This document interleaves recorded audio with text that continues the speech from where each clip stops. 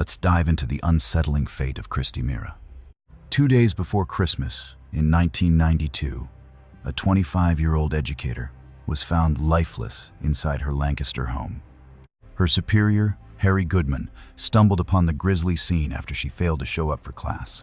Clues suggested a predator ambushed her during a tiny 45-minute window as she prepared for her shift. Detectives found signs of a savage struggle where a wooden kitchen tool was used to shatter her jaw. The attacker then used the victim's own garment to end her life. The chaotic state of the room hinted at a sudden explosion of raw emotion, suggesting the monster responsible was likely familiar with her daily movements. While technicians secured genetic clues that would eventually crack the case, the initial trail went completely cold. For 26 years, the file gathered dust while her loved ones lived in a state of agonizing limbo. Local prosecutors refused to let the trail die, breathing new life into the hunt back in 2015. They teamed up with a specialized lab to take a fresh look at the ancient biological samples. Using advanced science, they manifested a digital face from the culprit's genetic code to predict his appearance. Yet a name remained elusive. Could microscopic traces from decades ago truly unmask the Shadow Man? Taking a cue from the capture of a famous serial predator, investigators pivoted to a bold strategy in 2018. They fed the mystery genetic blueprint into a massive public family history database. This allowed them to hunt for the suspect's far-flung cousins through their shared bloodline. Pings soon started lighting up as the system flagged individuals linked to the unknown killer. Mapping these family trees eventually zeroed in on a local performer known as DJ Freeze. Raymond Rowe was a prominent radio personality who lived remarkably close to the crime scene. Authorities couldn't say for sure if he was a stranger or if some dark obsession drove him. The evidence pointed toward a chilling crime of opportunity rather than a long-term plan. To finish the job, undercover cops needed his spit without tipping him off that the net was closing. Secret agents shadowed him, snatching a discarded piece of gum and a used beverage container. He left his final signature behind while performing at a gig for local school children. Lab results confirmed a perfect match, linking the DJ directly to the nightmare in that apartment. Facing a mountain of proof, the man admitted to the horrific accusations in early 2019. This confession allowed him to dodge the ultimate penalty in exchange for coming clean. The judge ensured he would spend every remaining day of his life behind bars. While being led away, Rowe offered a hollow apology, claiming he couldn't imagine their suffering. The victim's brother fired back, wishing the killer a lifetime of pain mirroring their 26-year hell. Prosecutors noted that justice has no expiration date, regardless of how many decades pass. Rowe later tried to backtrack on his admission, spinning a wild story about a consensual encounter. The court rejected his plea, leaving him to rot in a high-security Pennsylvania prison cell forever. This victory became a landmark example of how family tree websites can solve the unsolvable. It also sparked a massive debate regarding digital privacy and the ethics of genetic tracking. Do people realize their hobbyist uploads might lead police straight to a relative's darkest secrets? For the family, the cuffs brought an end to the mystery, but couldn't replace the stolen years. It proved that yesterday's monsters can no longer hide from the light of tomorrow's technology. Our next dark tale involves a confession squeezed out by intense pressure. Lisa Ziegert. In mid-April of 1992, a 24-year-old vanished while working at a Massachusetts boutique. She was closing the shop solo that night, and panic set in when she never returned home. 4 days of searching ended in a grim discovery in the woods near the state line. She had been savagely attacked with a blade after being snatched directly from her workplace. Investigators managed to salvage vital biological traces left behind by the predator at the scene. Yet in 1992, DNA tech was nowhere near its future potential. That biological evidence sat frozen for ages, matching absolutely nothing on record. Sleuths hunted tirelessly, interrogating every single person on their list. Chasing every lead, they finally locked eyes on a man named Gary Shera. By 1993, he was a suspect, yet proof failed for 30 years. Lisa's kin demanded truth, with her mother, Dee Ziegert, screaming for justice. Detectives kept the fire burning, waiting for science to finally catch the killer. By 2017, the police decided to finally take off the gloves. Grand jury subpoenas forced Shera to hand over his biological code for testing. What goes through a killer's mind when science is about to strike? Knowing a sample was required, Shera vanished, setting off massive alarm bells. Cornered in Connecticut, the coward tried to end his own life before capture. He survived, and suddenly, a truly shocking piece of the puzzle appeared. Shara's relative brought forth a stack of hidden papers. He'd written journals detailing his sins, including facts only the monster would know. When his genetic code was finally checked, it was a dead-on match. The DNA was absolute, and paired with those notes, his fate was sealed. Cuffed and extradited to Massachusetts, he finally faced his dark, kidnapping past. He skipped the trial, admitting to murder and kidnapping for a life term. No deals were allowed. He was stuck with the absolute maximum penalty. District Attorney Anthony Gouloun declared that justice was at last truly served. Shara died caged on January 4th, 2024, at age 54. In court, Lisa's mother, Dee, spoke of the endless decades of agony. She said justice was done, but why her daughter died remains an enigma. Her family had suffered through 25 years of waiting for this day. It shows how cold DNA can be a patient weapon for the truth. It also proves that legal pressure can make a hidden monster finally crumble. His flight, suicide attempt, and journals provided a mountain of proof beyond science. For her family, peace finally arrived, but the scar of loss remains. This was a random, predatory attack with zero personal link between them. A parole slip would soon expose another dark mystery. Lena Bruce, age 21, was found dead in Boston on July 12, 1992. A fresh university graduate, she was just starting her bright new life. She was bound with phone wire and strangled in her own home. Her place was ransacked, and the thief walked off with her electronics. The autopsy secured the killer's DNA, waiting decades for a match. Police found her neighborhood was often prowled by nameless, transient souls. Back then, the South End was a hub for drifters and shelters. Investigators suspected a local predator saw an open window and struck fast. Despite having the DNA, the investigation went totally cold. The evidence sat in a freezer while detectives chased dead-end leads. After 20 blank years, James Witkowski broke his parole in 2014. In many places, a parole breach means the state takes your DNA. Once his profile hit the system, it hunted for every unsolved crime. A match hit. Witkowski's code was all over Lena's 1992 crime scene. It was the exact smoking gun detectives had been praying for. Could one minor slip-up blow the lid off a decades-old mystery? They started digging into Witkowski's dark past. Back in 1992, he was a drifter haunting South End shelters, known for begging and boozing right where Lena lived. Every single detail of time and place lined up perfectly. Even worse, his prints were found on a plastic bag inside her home, chilling proof he'd definitely been there. The crushing weight of both DNA and prints left him with nowhere to run. This wasn't just some freak fluke, this was her killer. In 2015, the law finally caught up with Witkowski. He was hauled into court to answer for Lena's tragic end. Lawyers laid out the cold, hard facts. The genetic code, those incriminating prints, and the damning timeline. The state argued he'd broken into her sanctuary, looking for something to snatch. But Lena was home, and things turned deadly fast. The way she was bound showed he wanted her silent. Stolen goods from the flat confirmed this was a robbery that spiraled into a nightmare. A jury sat through every grisly detail as the trial unfolded. His legal team tried to trash the genetic evidence, claiming 2 decades of storage had ruined it. Yet the science was airtight and well-kept.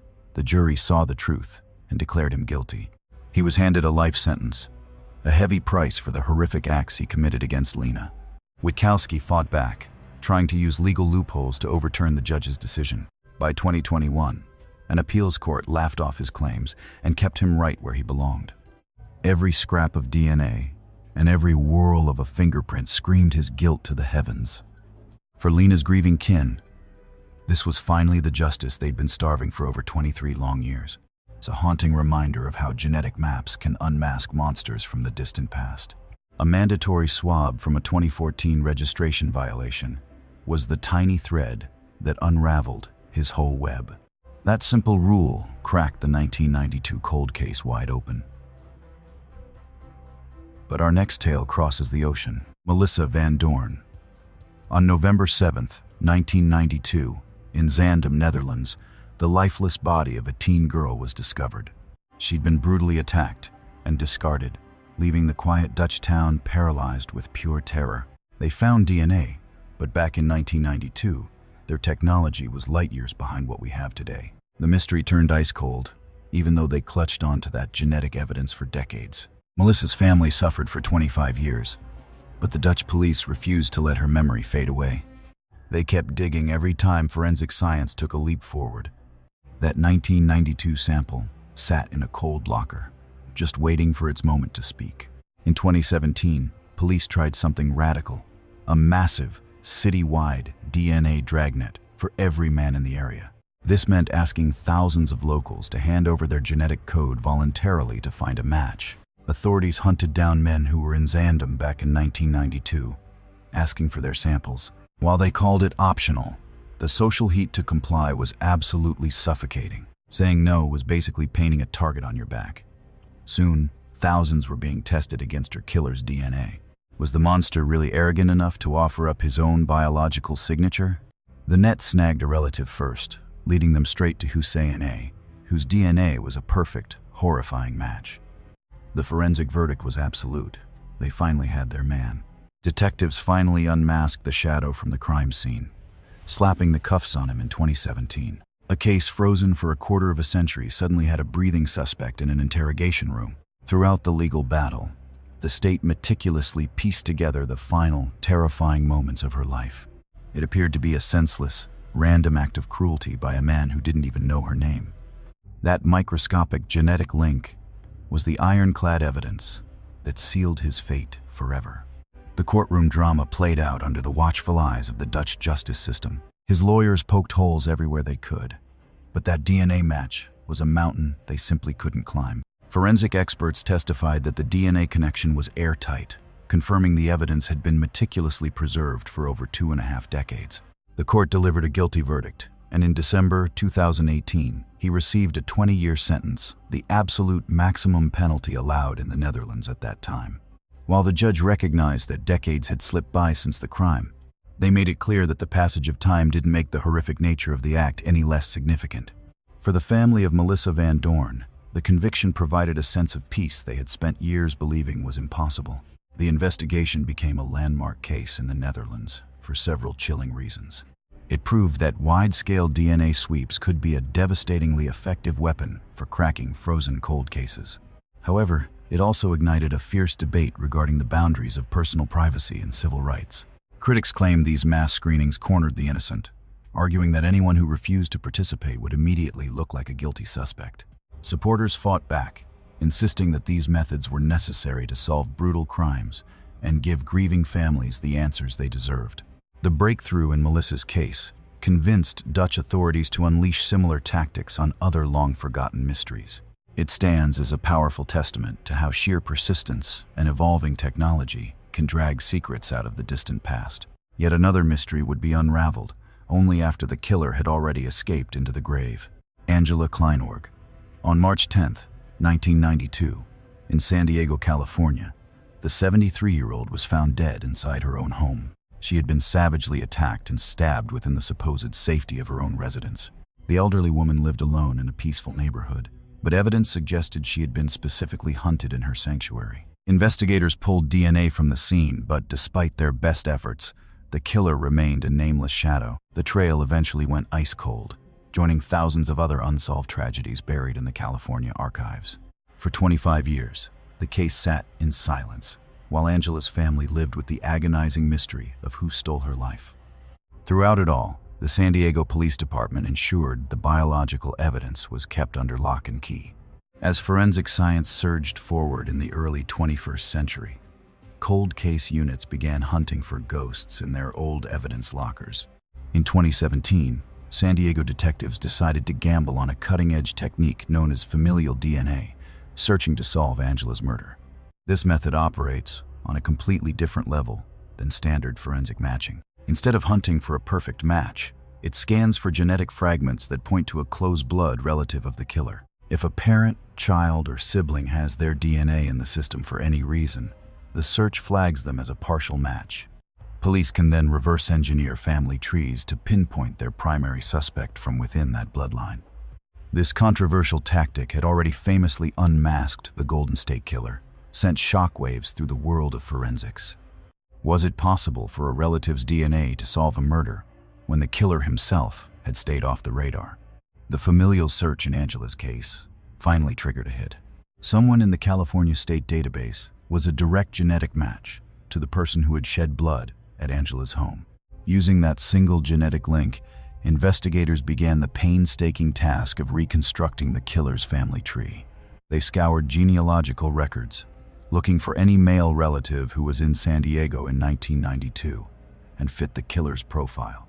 The hunt eventually led them to Jeffrey Parrott, a man who had lived just a few blocks away from Angela at the time of the stabbing. Detectives confirmed his identity by analyzing DNA from his surviving brothers, sealing the link to the crime. The proximity was disturbing. As a neighbor, he would have been intimately familiar with Angela's daily habits. He had easy access to her life, and investigators worked tirelessly to verify that they finally had their man. But they hit a final, insurmountable wall. The suspect had died years earlier, escaping the reach of handcuffs or a courtroom. Although the genetic evidence was overwhelming, there could be no trial and no punishment for a man who was already gone. Despite being unable to prosecute a ghost, the department decided to reveal their findings to the public. They officially identified the dead neighbor as the monster whose DNA was left at the scene of the murder. For Angela's loved ones, the revelation brought a haunting form of closure that didn't require a judge's gavel. They finally had a name for the evil they had feared, realizing that while traditional justice was gone, the truth was finally out. It confirmed a terrifying reality. Angela hadn't been killed by a passing stranger. The predator had been someone nearby, a face in the neighborhood that likely seemed entirely harmless. The case remains a chilling example of the incredible power and the frustrating limits of modern familial DNA. A quarter century later, this breakthrough finally unmasked the monster, handing a grieving family the closure they'd long since written off as impossible. But there was a chilling catch. The truth had arrived far too late for the scales of justice to ever balance out. Jeffrey Pat cheated justice, dying in 2014, 5 years before the DNA confirmed his guilt. With the killer in the grave, detectives had no choice but to mark the file as exceptionally cleared, ending the hunt. Despite the lack of a trial, his relatives felt a heavy weight lift, thankful that the haunting mystery was finally over. This breakthrough sparked a revolution, pushing departments to weaponize familial DNA against their own cold cases, proving peace doesn't always require prison. If these twisted stories keep you hooked, smash that subscribe button and ring the bell to never miss another deep dive. Next, we look at a documented predator who spent decades convinced he'd successfully vanished into the shadows of his own past. Her name was Helen Cardwell. November 8, 1992, Niles, Illinois. 35-year-old Helen Cardwell was discovered lifeless, strangled within the supposed safety of her YMCA room. A dedicated hospital worker, Helen was merely using the YMCA as a temporary landing spot while she transitioned into her next chapter. The brutality was unmistakable. Someone had breached her sanctuary with nothing but lethal, dark intentions in mind. Detectives managed to snag biological traces, but 1992's forensic tools were too primitive to pull a name from the genetic mist. Decades of silence followed, leaving her loved ones to rot in the agony of not knowing who snuffed out her light. Yet, the Niles authorities refused to let her file gather dust, keeping the investigation on a low simmer. They held on to the slim hope that science would eventually evolve enough to scream the killer's name. In 2020, the department unleashed modern forensic power, sending those decades-old samples back to the lab for a high-tech autopsy. 30 years of scientific progress transformed those once useless biological smears into a crystal-clear genetic blueprint of a killer. This time, the lab successfully built a digital ghost of the perpetrator, ready to be hunted through national criminal databases. The search pinged a match: Richard J. Sisto, a man with a violent record dating back to 1977. Sisto had been hiding in plain sight on the offender registry for most of his adult life. His previous brush with the law meant his genetic code was already sitting in the database, waiting to be linked. Retracing his steps to 1992, detectives realized the predator had been lurking right in the neighborhood when Helen was taken. Everything fit perfectly. It begged the terrifying question: Had a known monster been walking free under their noses for 30 years? The oversight was chilling, as Sisto's 1977 conviction should have kept him under a constant spotlight. Back in 1992, he really ought to have been at the very top of their suspect list. But without the smoking gun of DNA, the dots simply never connected in the chaos of the original investigation. Lacking high-tech forensics or any eyewitnesses to place him at the YMCA, he slipped through the cracks of justice. He was just one name in a sea of local criminals until that DNA hit turned the tide, pointing directly at him. Now, they had irrefutable proof that Sisto had breached Helen's room, leaving his own biological signature at the scene. When the manhunt began in 2020, they found him rotting in a Texas jail cell, locked up for different crimes. Niles detectives scrambled to coordinate with Texas, making sure the suspect stayed behind bars while they airtight their murder case. By October 2021, the hammer finally dropped, as Sisto was officially indicted for the brutal slaying of Helen Cardwell. The mountain of genetic proof and damning circumstantial details left the prosecution with a rock-solid case. Lawyers hit the ground running with extradition papers, determined to drag him back to Illinois to answer for his sins. Helen's sister felt a wave of relief wash over her, finally seeing a light at the end of a dark tunnel. After 30 years, the truth felt like a heavy burden lifted. The family braced for a trial that would lay bare the horrors. But the universe had a cruel twist in January 2022. Richard Sisto died before he could ever face a judge. He escaped his final judgment, leaving a 30-year investigation to end in a whimper rather than a verdict. For those Helen left behind, the killer's death was a bitter pill, mixing relief with a stinging sense of robbery. Sure, they finally knew the face of the monster who stole Helen, thanks to the undeniable power of genetic testing. But there would be no gavel falling, no guilty plea, and no satisfaction of seeing him rot for her murder. The chance to hear the why and how vanished into the grave with him, leaving a permanent void. Ultimately, the case ended not with a bang of a hammer, but with the silence of a heartbeat stopping.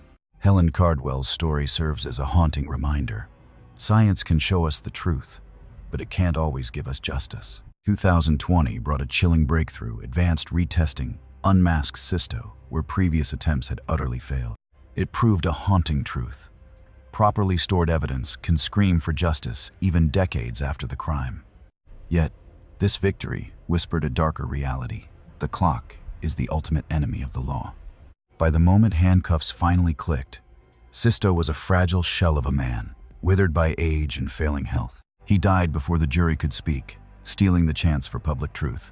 Still, the mystery was finally solved. A decades-old oath to Helen's kin was finally fulfilled. They never stopped hunting the ghost responsible for her end. But the shadows swallowed the next mystery whole, leaving it stubbornly cold, despite every desperate plea for answers. Enter the enigma of Sean Guggen, a name that surfaced in 1992 amidst the grit of New York's underworld. Peel back the layers of public record, and you will find almost nothing the details of this tragedy are buried. Our only breadcrumbs come from tireless advocates and whispers in the dark corners of unsolved history. His name occasionally flickers in the light of DNA breakthroughs and cold case dossiers. Yet the hard facts, the who, where, and when, remain ghost-like and absent from every major news report. The Sean Guggen mystery ended in 2011 with an arrest for Dion Rose's murder in Syracuse, New York. A discarded cigarette butt became his undoing, linking his genetic code directly to the 1992 crime scene. That single strand of evidence hammered home a sentence of 25 years to life behind bars. Yet, strangely, deep dives into news archives and police files yield a deafening silence regarding this specific case. This void is jarring, especially when every other 1992 horror story is documented with arrests and trials. The name Guggen only haunts the fringes of advocacy materials and technical DNA archives. These fragmented clues hint at a secret case file gathering dust in some forgotten precinct. Without those official police logs or court transcripts, the true horror of the case remains shrouded in uncertainty. Perhaps the circumstances are so sensitive that the truth has been locked away from the public eye. Or maybe he was brought down quietly in a local court, missing the media circus that follows DNA breakthroughs. Why do some monsters become household names while others vanish into obscurity? The gatekeepers of news have many reasons. Fame often hinges on whether a local news cycle decides to sink its teeth into a story. It depends on the status of the victim, the killer's notoriety, and whether the police want the world watching. Today, genealogy busts make headlines because the tech feels like something straight out of science fiction. But if an investigation is still bleeding, detectives will choke out information to keep the trail from going cold. In the world of 1992 slayings cracked by DNA, Sean Guggen remains a bizarre, lonely outlier.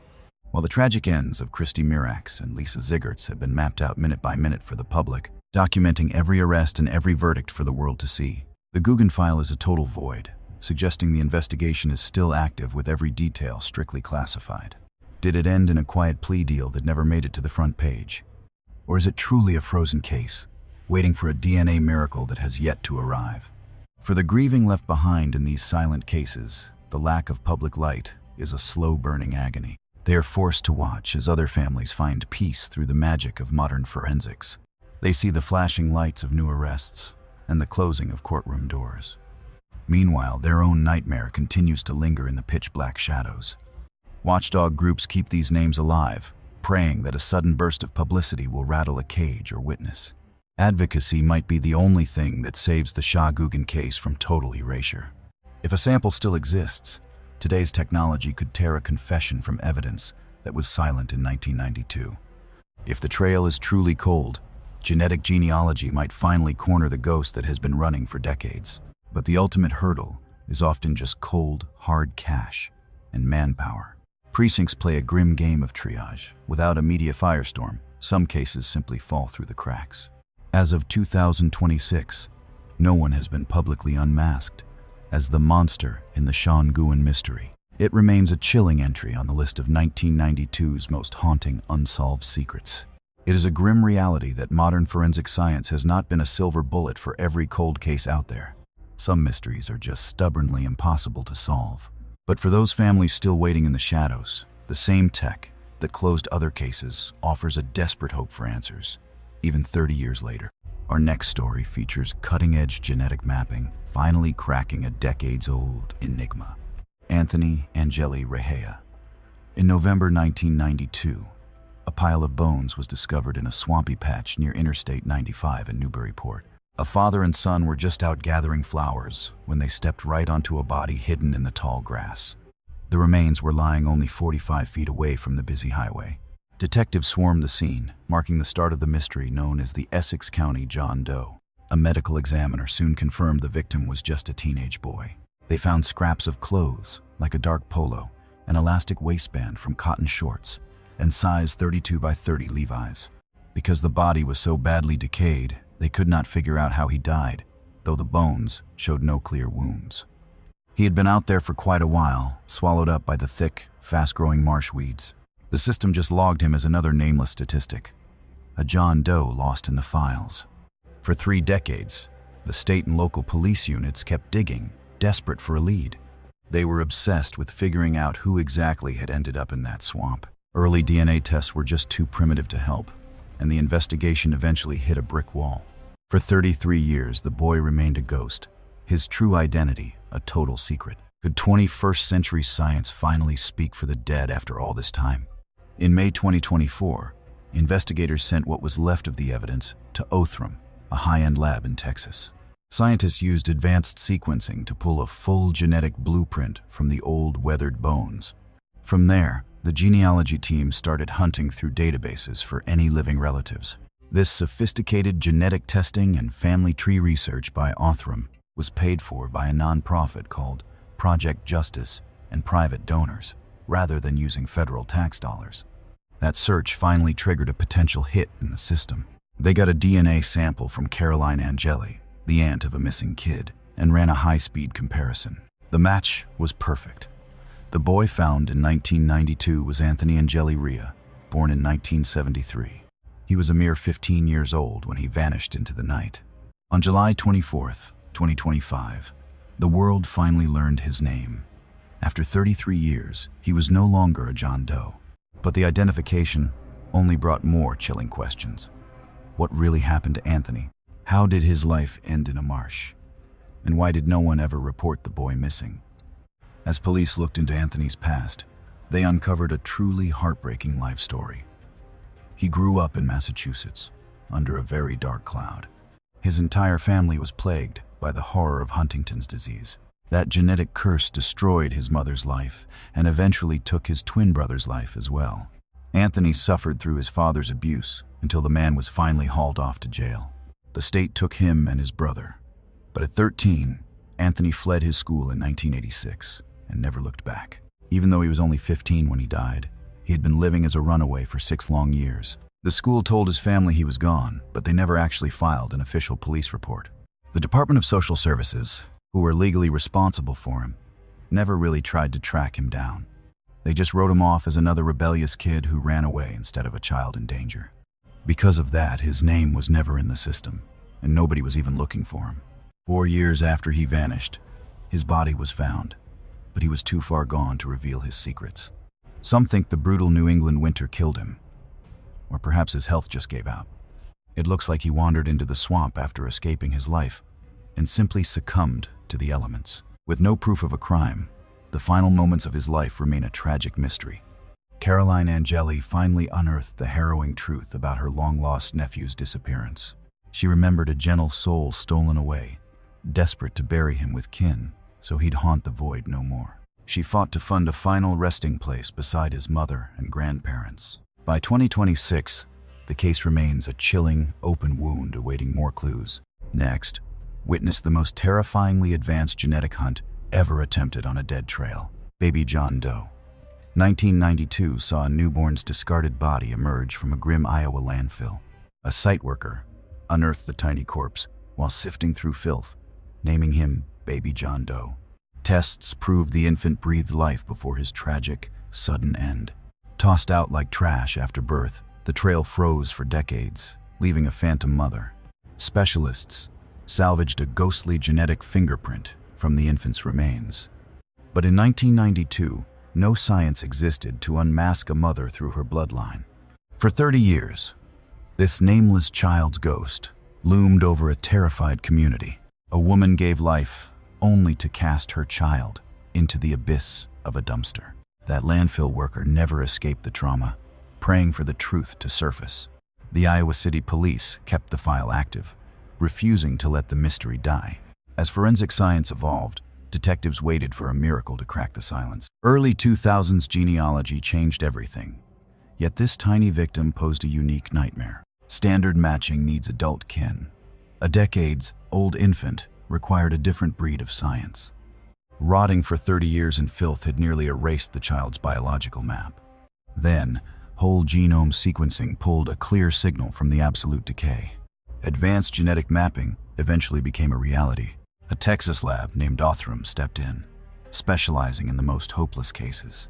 Could high-tech machines truly hunt a woman who vanished 30 years ago?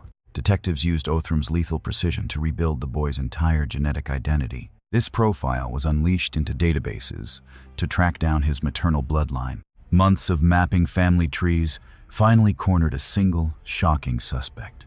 In 2022, the darkness receded, naming Cindy Sue Elder as the mother. Elder was a ghost living right in Iowa City during that 1992 winter. Found in Missouri by 2022, she confessed to a pregnancy she'd kept buried forever. She birthed him in a basement and silenced his screams herself. She dumped him in the trash, confirming the investigators' most horrific fears. Born alive, his first breaths were stolen by the woman who bore him. September 2025 saw the law finally seize Cindy Elder in Missouri. She was indicted for first-degree murder in the death of her newborn, dragged back to Iowa on $1 million bail. Her sins were finally laid bare. Prosecutors argued that such a brutal act deserved the ultimate legal hammer, regardless of time. The worker who found the boy in 1992 finally spoke out. He felt a heavy weight lift as the mystery finally found its end. For 30 years, he carried the trauma of that gruesome discovery alone. Seeing justice served at last brought a sliver of peace to his soul. The father never knew. Elder had deceived everyone in her life for decades. Now, in 2026, Cindy Elder waits to answer for her ancient crimes. This case marks the most chilling use of DNA tech in modern history. Othram's work achieved the impossible, reaching through time to catch a killer. This victory proved no crime is too old for the truth to find its way home. This tragedy forced investigators to confront the dark reality of unwanted pregnancies and the horrific outcomes they sometimes trigger. After remaining a nameless shadow for over 30 years, the truth finally emerged to give baby John Doe his identity. Our final mystery involves a disturbing series of predatory acts, stretching across several different legal jurisdictions. April 1992. The broken body of 43-year-old Sharon Lynn Kadzierski was found dumped near an Austintown truck stop. Someone had brutally and fatally bludgeoned the poor woman. The nearby rig parking suggested a driver might be responsible, leading police to carefully preserve genetic evidence found at the scene. Back in 1992, however, the digital databases required to identify that genetic code simply didn't exist yet. The trail eventually went cold, leaving Sharon's murder as just one more unsolved horror haunting the local community. Eventually, detectives began to spot a terrifying common thread, linking several different cold cases. The specific methods and locations pointed to a single predator rather than a series of random incidents. A dark theory formed. One lone monster might be the shadow behind all these separate tragedies. They began hunting for a ghost who traveled constantly, likely moving as part of his daily employment. Long-haul truckers fit this profile perfectly, moving between states and vanishing into the vast highway network with ease. A killer could strike in one town and be hundreds of miles away before anyone even discovered the crime. For decades, Sharon's DNA sat gathering dust in a freezer alongside evidence from other potentially linked victims. When familial genetic searching rose to prominence in the 2010s, investigators finally had a new weapon to solve these mysteries. This radical technique had already successfully unmasked violent offenders in several other states. Hoping for a breakthrough, they submitted genetic profiles from multiple cases, including Sharon's, for advanced genealogical analysis. Could a single relative's DNA finally expose a serial predator after all these years? The search eventually hit a bullseye. Samuel Legg III, a career truck driver who perfectly matched their suspect profile. Forensic comparisons linked Legg not just to Sharon's end, but to 3 other brutal unsolved cases from the 90s. Officials described him as a suspected wanderer with a violent pattern spanning across multiple state lines. The law finally caught up with Legg in Arizona during the year 2019. Though charged with Sharon's murder and facing other indictments, the quest for justice hit a massive and unexpected wall. Once Legg appeared before a judge, serious concerns were raised about his actual mental state. Doctors were ordered to evaluate whether he was legally fit to stand trial and face his accusers. A defendant must be able to comprehend the charges and effectively assist their legal team in their defense. If they cannot, the law stalls, and the experts officially ruled that Legg was far too unstable to proceed.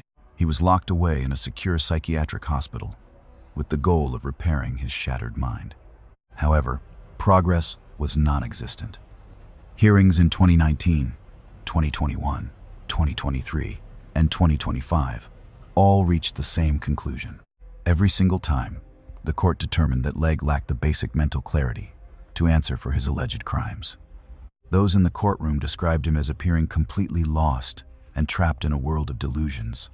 Psychiatric professionals working on his case reported immense difficulty in treating his deep-seated mental conditions. Another hearing is currently slated for the year 2026.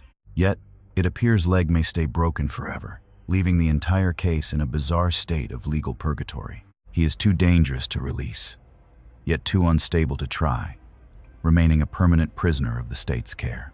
For Sharon's surviving relatives and the families of the other victims, this situation is a cruel and endless nightmare.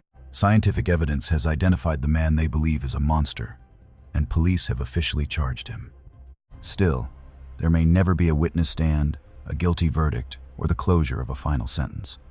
This tragic situation exposes a massive, haunting hole in our current criminal justice framework.